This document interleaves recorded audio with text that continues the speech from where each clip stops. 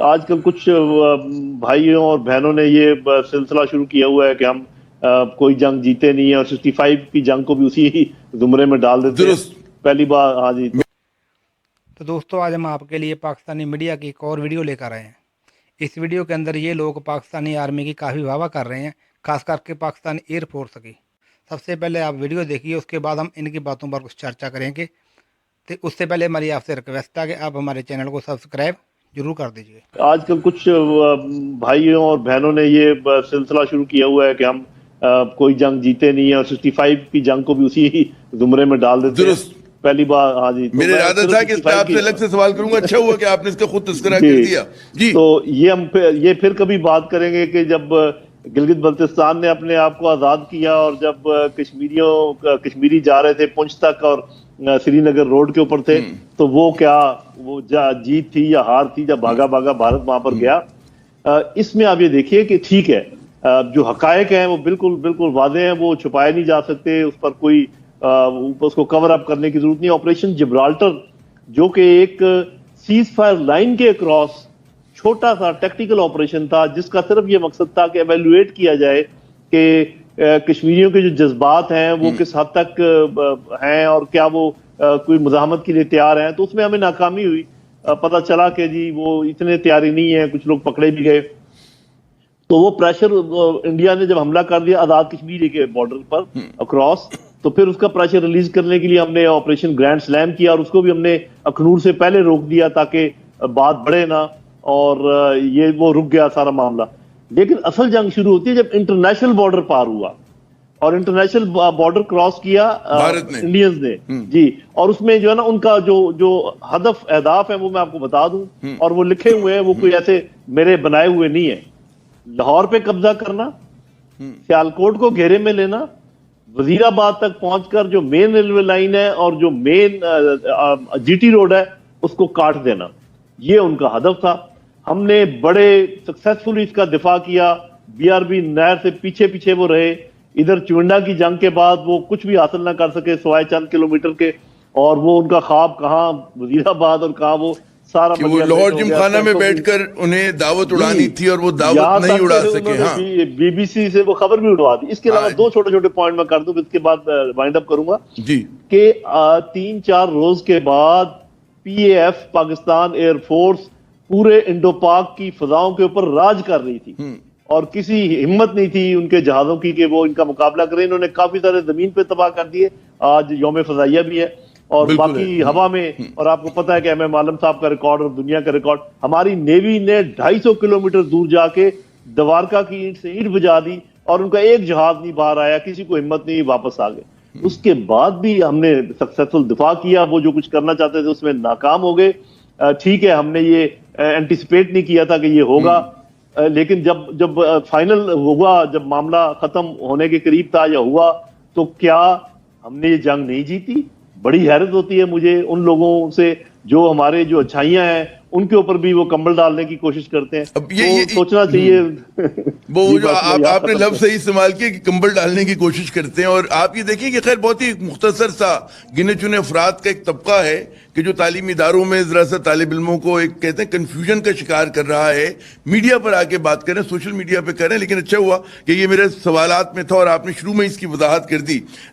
جناب آصف یاسین صاحب، یہ جو ہمارے اگر ہم آج کے عہد کے نوجوانوں کو اگر میں کہوں کہ آپ ان سے مخاطب اور انہیں بتائیں کہ اس جنگ میں پاکستان کی کیا کامیابیاں رہیں. کچھ تو نعیم خالد لودھی صاحب نے بھی اس پہ روشنی ڈالی. اپنے مطلب ہے کہ دشمن کو کامیاب نہیں ہونے دیا، یہ خود ایک بہت بڑی کامیابی ہے. لیکن اس کو اگر صحیح طرح سے آرٹیکولیٹ کریں، جو پروپیگنڈا جاری ہے، ہم سنتے ہیں سوشل میڈیا پہ بڑی وہ ہو رہی ہیں، مطلب پوسٹیں آ رہی ہیں، لوگ لیکچر دے رہے ہیں اس کے حوالے سے. جی تو دیکھنے کی بات یہ ہے کہ کیا حملہ آور کے اہداف پورے ہو گئے یا دفاع کرنے والے کے اہداف پورے ہو گئے. اللہ کے کرم سے نہ لاہور گیا 1 انچ بھی، نہ سیالکوٹ گیا 1 انچ بھی. کچھ ایریا انہوں نے لیا شکر گڑھ وغیرہ میں اور اس علاقے میں نارووال میں، جس کے اپنے دفاعی مجبوریاں تھیں، جس کو شاید دفاع کرنا ایک مشکل کام تھا. اور آخرکار وہ بھی اتنی بڑی فوج لے کر آئے تھے، تقریباً 4 گنا بڑی فوج تھی. थोड़ा बहुत उन्होंने एरिया ले लिया, लेकिन वो एरिया जो था वो स्ट्रेटेजिक, बल्कि मैं कहूँगा वो टेक्टिकल सिग्निफिकेंस का भी एरिया नहीं था। और लाहौर में अगर आप देखें तो जो BRB कैनाल थी, जिसको इंडिया वाले इच्छोगिल कैनाल कहा करते थे, वो एक डिफेंस लाइन थी। उससे आगे वाला एरिया जो था वो फ्लैट और ओपन टेरिटरी थी, उसका दिफा करना एक मुश्किल काम था। और लिहाजा हमने जो हमारा प्लान था उसके मुताबिक लाहौर का दिफा BRB नहर के ऊपर हुआ, और हिंदुस्तान वाले उस नहर को कोई एक जगह भी, इनफैक्ट वो नहर तक पहुंच ही नहीं सके।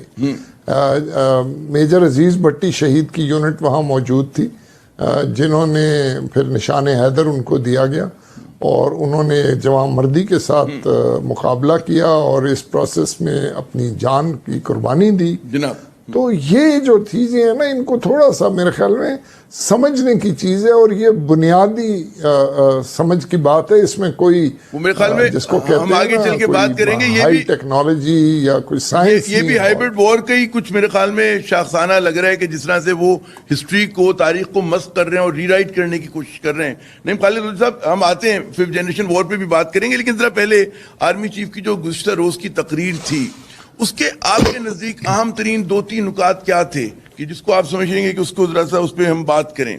जी मेरा ख्याल है बहुत कॉम्प्रिहेंसिव थी। एक तो उन्होंने जो आदा किया कि हमारा कौम के साथ जो रिश्ता है फौज का, ये बहुत अहम बात की है उन्होंने, कि वो उसका उन्होंने बताया कि भी कितना गहरा है और हम कितना प्यार करते हैं अपनी पाकिस्तानी कौम के साथ। फिर उन्होंने ये बिल्कुल बता दिया कि हमें अच्छी तरह मालूम है कि किस किस्म की जंग हमारे ऊपर थोपी जा रही है, और उसका उन्होंने जवाब की भी बात की। और जवाब आपने देखा होगा कि ये आज ही की बात है, आज की खबर है कि किस तरीके से एक नेटवर्क तोड़ा गया है वजीरिस्तान में, और भी इस किस्म के। और ये वजीरिस्तान वाले मामले जो है इंशाल्लाह जो ही ये जरा मसाइल हल होते हैं अफगानिस्तान के, तो आप देखेंगे ये एक ऐसा भड़क है जैसे आग बुझने से पहले आखिरी दफा भड़कती है, तो वो रॉ और NDS वगैरह मिलकर जितना उनके पास जो रिजर्व है वो पूरा झोंक रहे हैं वहां पर, और हमें उसमें करना चाह रहे हैं। तो दोस्तों सुना आपने, ये पाकिस्तानी लोग अपनी न्यू जनरेशन को इतना झूठ बताते हैं कि हमने इंडिया को 71 में हराया, हमने इंडिया को 65 में हराया, हमारा जो कुछ इलाका था इंडिया ने तोड़ दिया, वो हमारी जो थोड़ी सी पॉलिसी थी वो गलत हो गई, वरना हम इंडिया को तोड़ सकते थे, हमने कारगिल भी जीत लेना था।